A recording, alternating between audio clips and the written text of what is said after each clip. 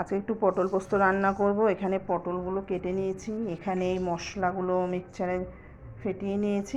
এই মশলা দিয়েছি পোস্ত, হলুদ সর্ষে, কালো সর্ষে আর এই চাল মগজটা 1 প্যাকেট দিয়ে দিয়েছি। সামান্য নুন মিষ্টি দিয়ে মশলাটা একটু মিক্সচারে ফেটিয়ে নিয়েছি।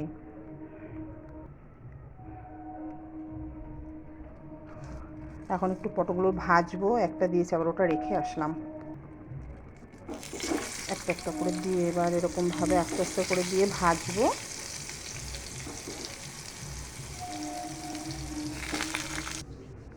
সামান্য একটু জল দিয়ে ওটা ভাজা হোক, সামান্য একটু জল দিয়ে এটা একটু পাতলা করে নিই, কেন প্রচণ্ড ঘন হয়ে গেছে। আবার একটু বাদামও দিয়েছি, তো ওটা পরে দিয়েছি, ওটা দেখাতে পারিনি।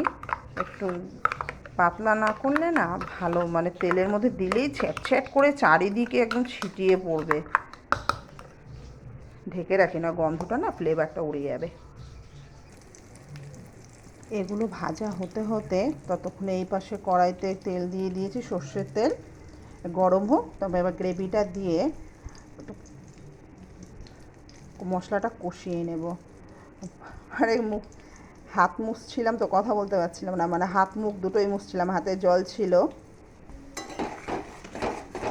মশলাটা দিয়েছি, এবার মশলাটা একটু কষিয়ে নিই। কিন্তু জানো তো এগুলো না বাদাম পোস্ত, তারপরে এই যে সর্ষে দেওয়া, চালমগজ দেওয়া, তো এগুলো না বেশি কষানো যায় না, মানে কেমন কুটকুটে হয়ে যায়, খেতে ভালো লাগে না। তবে মশলাটা কষাতে হয়, সামান্য একটু কষাতে হয়। যখন একটু তেল ছাড়বে ভাব হয়, তখনই এগুলো দিয়ে দিতে হয়। পোস্ত হোক বা ইলিশ মাছ হোক, যে যা খুশি করে করুক, তখন একটু সেগুলো আস্তে আস্তে করে দিয়ে দিতে হয়। বা আলু করুক, আলু দিয়ে তো অনেকে এরকম করে, যদি আমি এখনও করিনি, করবো, ইচ্ছা আছে। এর মধ্যে একটু নারকেল হলে আলু ভালো হতো, তবে আজকে না নারকেলটা ঘরে ছিল না, আর বাজার থেকেও আনতে পারিনি।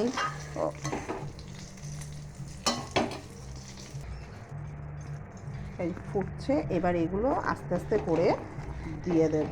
একটু ভাজাটা মনে হয় বেশি হয়ে গেছে। এবার এগুলো দিয়ে একটু নাড়াচাড়া দিয়ে নিই, যাতে সব ভেজে। এবার গ্যাসটা কমিয়ে দিই।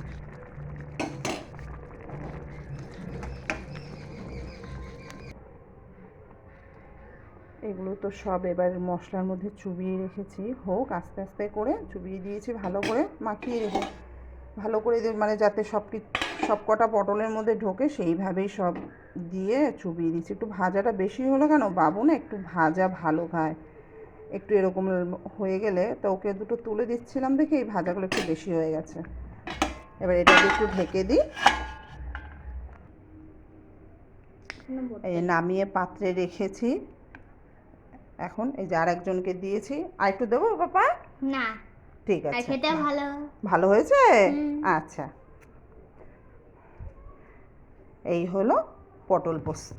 কিন্তু যদিও একটু সর্ষে দিয়েছি আমি পোস্তর মধ্যে, একটু দিলাম যাতে একটু ভালো হয়, খেতে ভালো লাগে, স্বাদ গন্ধটা না ভালো লাগে। শুধু পোস্ত দিয়ে দিলে করলে না কেমন যেন একটা বিচ্ছিরি, সে একটা পোস্ত পোস্ত গন্ধ লাগে না। আমি কখনো পোস্ত করলে না শুধু করি না, পোস্তর মধ্যে একটু এগুলো দিই, মানে পোস্তর পরিমাণ বেশি থাকে। কিন্তু আজকে না সব কিছুর পরিমাণ যেন একদম সমান সমান হয়ে গেল দেখলাম। দেখো তো কেমন হয়েছে।